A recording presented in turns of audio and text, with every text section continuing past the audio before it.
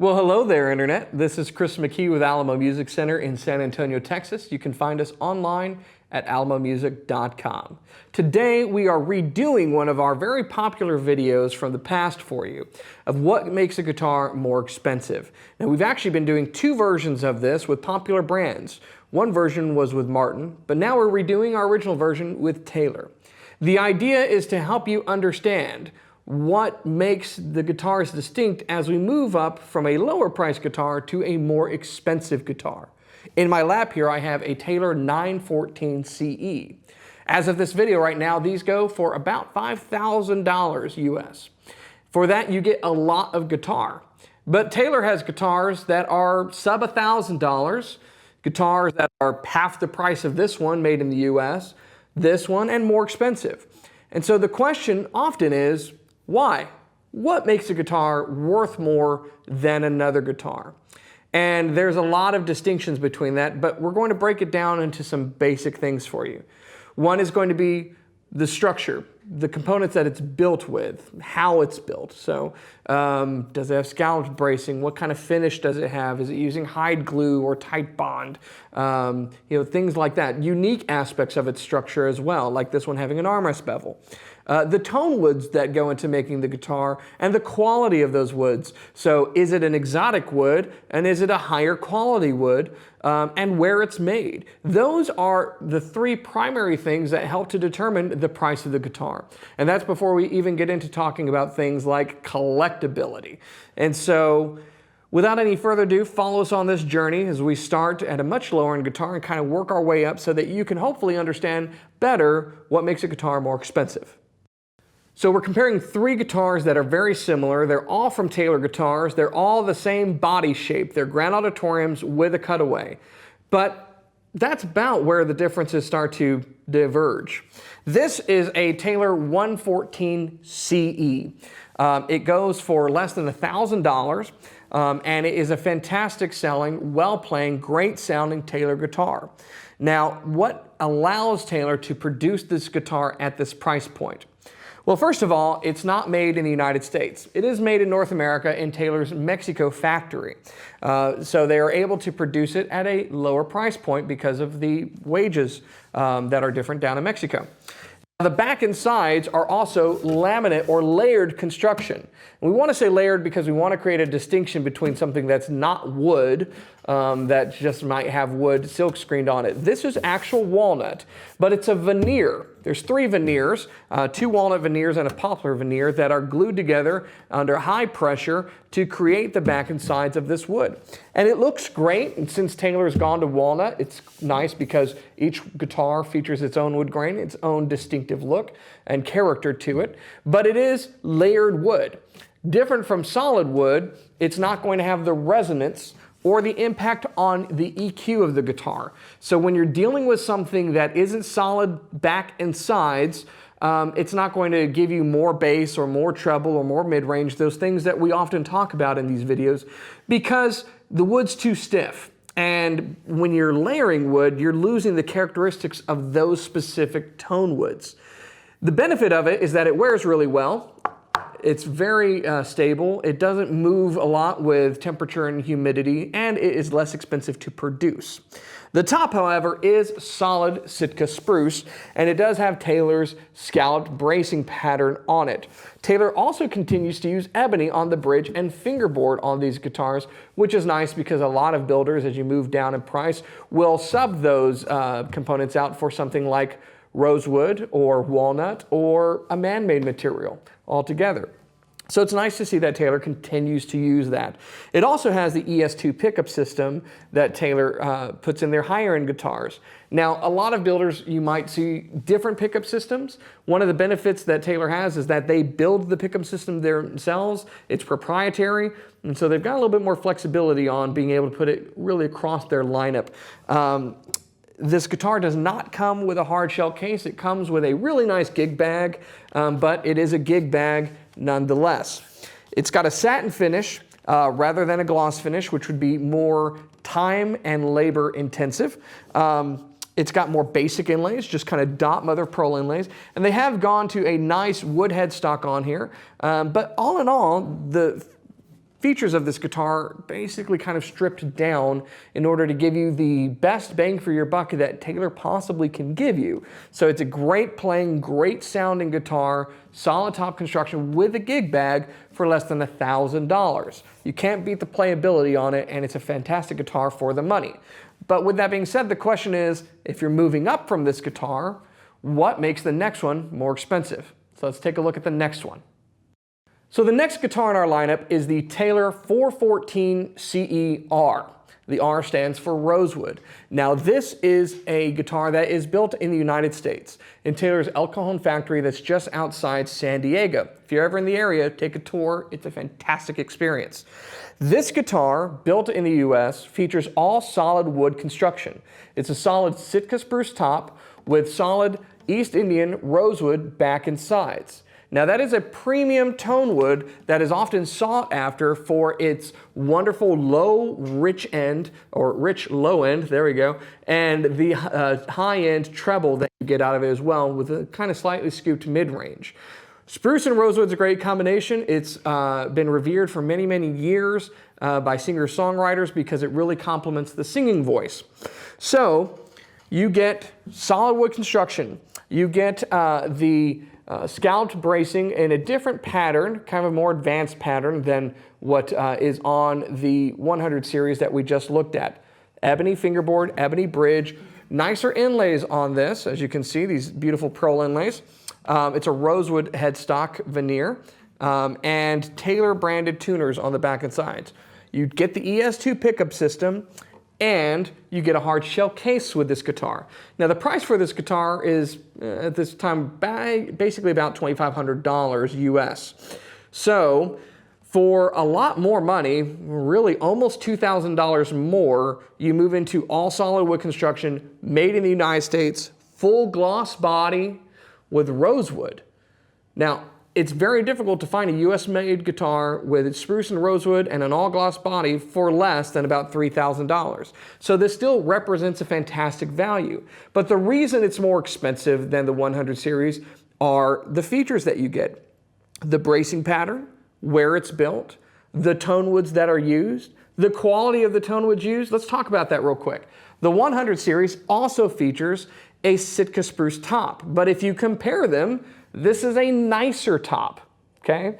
Now, a lot of times we'll hear top grading, AA, AAA, 4A, 5A. These are all basically just terms that we use to try to state the quality of the top is improved. What Taylor does is a little bit different. When they get wood in, first of all, they only try to get the very best that they possibly can, and then they're going to sort that wood by series. The higher you go, the better the wood is. So the spruce on a 300 series guitar versus a 600 series guitar versus an 800 series guitar versus a 900 series guitar. They are sorting that wood so that as you move up in price, you are getting the absolute best tone wood that is available on that series as you move up. So that's what goes into making it. And of course, it's built here in the US, and that has a cost that goes along with it. Not only are the wages higher, but the expertise and attention to detail that goes into making this guitar, from the placement of the finish, the thinness of the finish, the bracing, all of those things that go into making it, help to justify why this guitar not only costs more, but is worth more than the 100 series. Now let's look at a more expensive spruce and rosewood model. So the third guitar in our lineup is the 900 series. The 914 CE is the same body shape as the two guitars we've looked at before, and it features the same tone woods as the 400 series that we just looked at. It is Sitka spruce top with East Indian rosewood back and sides. But it is considerably more. It's actually twice as much as the 400 series guitar. Now that does a few things. It, one, makes the 400 series a fantastic value, but two, makes this an incredible instrument as well. Now, as guitar players, sometimes we're guilty of trying to dumb things down to the lowest common denominator or look for things where there's not things. What I'm struggling to say is that we sometimes fail to understand or justify the value in higher end instruments. In the orchestral world, this isn't the case. In fact, A $20,000 violin versus a $50,000 violin might have very, very few things that are setting it apart. But when you're a professional musician vying for gigs and you get paid to do so, those little things can make all the difference in the world. That's basically the difference here. It's the same body shape and tone woods as the 400 series, but it is a vastly different instrument. Now, total transparency, this is May 2018 that we're shooting this. This is last year's model, and I specifically chose it because it's not a V-class Taylor. If you're up on what's going on with Taylor, you know about some new bracing, and I wanted to make this as fair a comparison as possible because the V-class would not make it a fair comparison. So this is the 2017 914 CE. The bracing is advanced performance bracing. It's got a thinner finish, about half the thickness of the 400 series. The bracing is different, creating a more resonant guitar. It uses hide glue construction, which the 400 series does not have.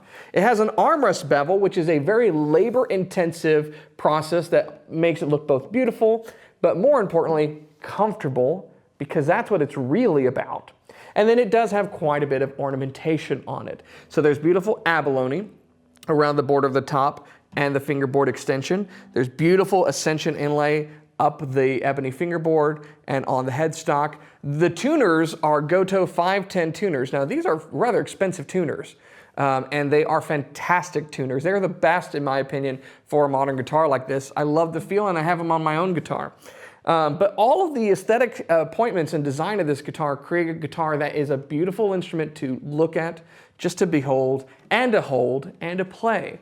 The aesthetics are there, the sound is there, and the response is there. What it boils down to for me as a guitar player is that this is an easier guitar to play than the 400 series, and the 400 series is an easier guitar to play than the 100 series. And when I say easy, I don't mean on this hand, I mean on this hand.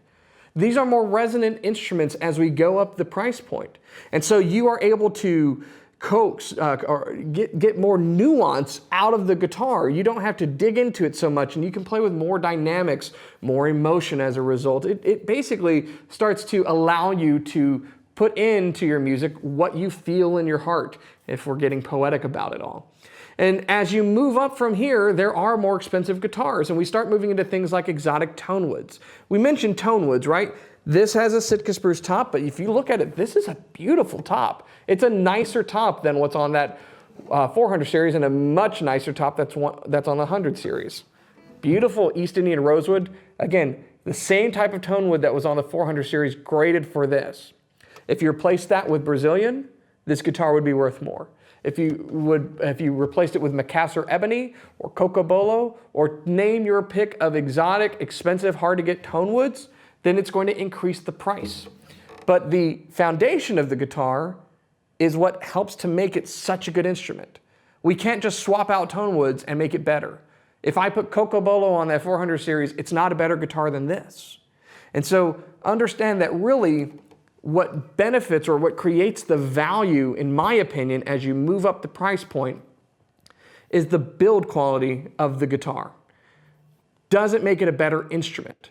Regardless of anything else, does it make it a better instrument? Now, we're not even talking about collectability, vintage, any of those things. Those things change, but they are certainly there. A guitar that's harder to find, more difficult to come by, is going to be worth more money to the person who wants to pay it. But if you are looking for a new instrument and you're trying to understand why you should get one versus another, hopefully this is helpful to you. Now we're going to demonstrate these videos, or these guitars, so you can hear the differences between each one. Check it out.